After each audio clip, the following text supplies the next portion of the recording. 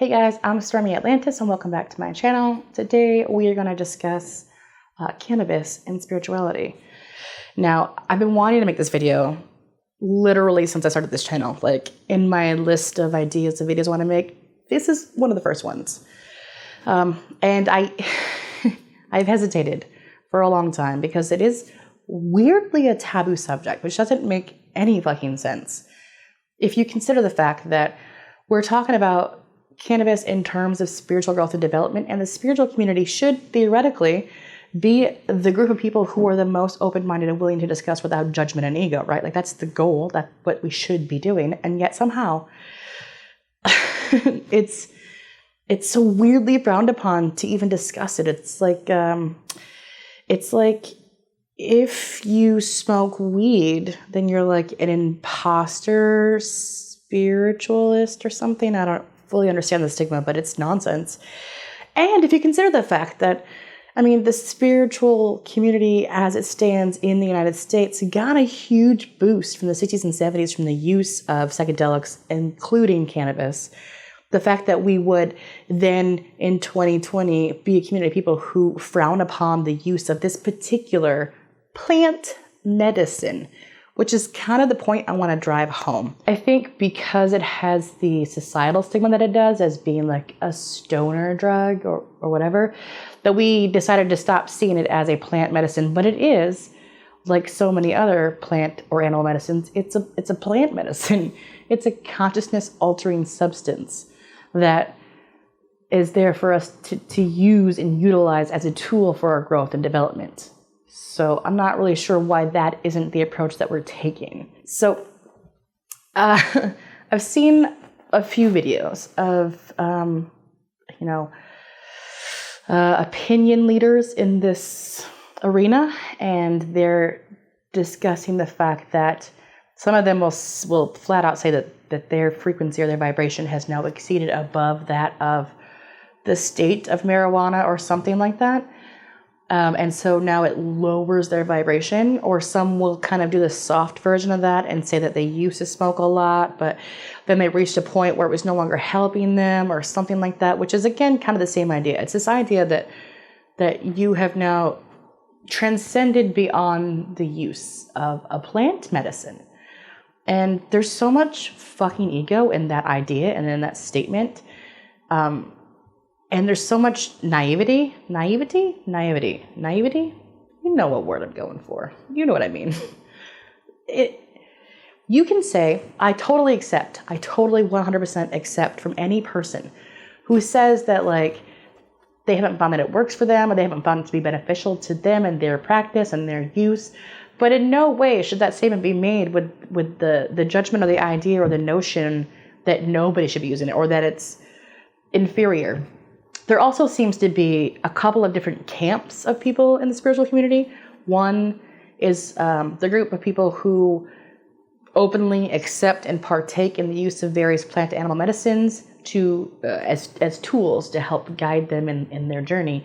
And then there's the other team. I guess they almost seem like, I would like to call them purists, not because I think they're purists, but because I think they think they're purists.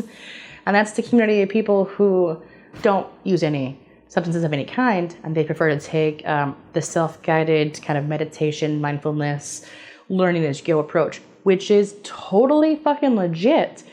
Do whatever it is you feel called to do.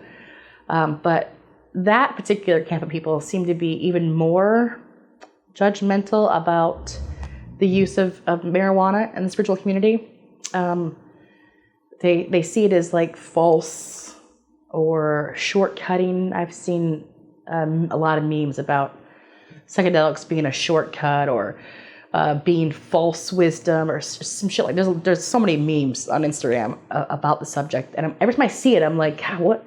It's so narrow-minded to discount the use of plant medicines altogether for I don't know what fucking idea is in their head, but I think everybody is on their own path, right? That's something that I feel like we should all be able to agree on. Everyone is on their own path. And I think we should be able to agree that consciousness altering plants are tools given to us by Mother Earth, given to us by the universe. They've been used for all of human history. And I don't know why we're suddenly just discounting them, or why some people want to damn them or judge the people who use them. Listen, I smoke pot. 100% will tell you I smoke pot. Now, let me also tell you a couple of things about smoking pot. If you are smoking weed every day to get high, just to get high, then yeah, you got a fucking problem. Like, that's not helping your vibration. That's not helping your growth or development. That is using a tool for escapism. Any tool can be detrimental to your use. And I will give you a really wild example of that. I dated this guy for a while who really practiced a lot of presence and mindfulness and tried to be in the now moment as much as possible. And I found that was something that he ended up using to deflect and to like avoid situations and problems. You know, I would try to say, hey, you know, you said or you did this or this occurred and I felt this way about it. Can we discuss it?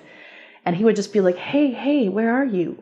Are you here now? Like, he would just try to bring me back to the present moment, because my having feelings about this or that before or after was just apparently a symptom of my non-presence, you know, and that's an example of mindfulness or presence being detrimental, because that person refuses to face their demons or their shadows or to deal with the reality of their effect on another person, because that's not happening right now.